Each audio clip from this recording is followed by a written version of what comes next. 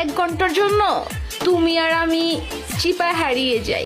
হ্যাঁ ভাই, দেরি কিসের? আপারে এখনই চিপাই নিয়ে যান, কিন্তু সাবধান, আবেগের চোটে ফাইটা ফেলায়েন না, তখন আবার আমাদের মঞ্জু ডাক্তারেও সেলাই দিতে পারবে না।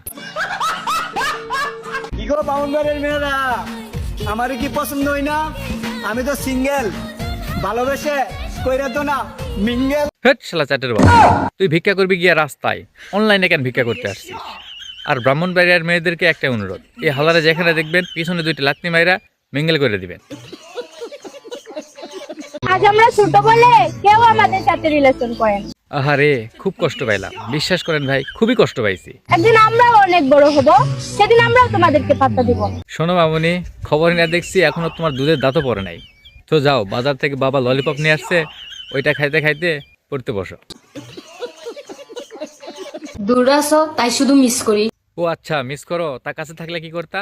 কাছে থাকলে তো শুধু কিস করতাম। ওস্তাগফিরুল্লাহ ওস্তাগফিরুল্লাহ, এই মেয়ে কয় কি? থাক বইন, আর লাগতো না।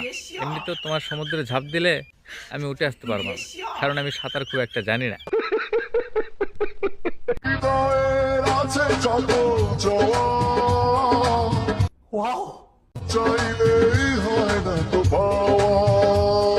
দেখলেই বোঝা যায়, বিশ্বের সেরা সেরা খেতাবপ্রাপ্ত শেখাকুরদের মধ্যে হে আঙ্কেলও একজন।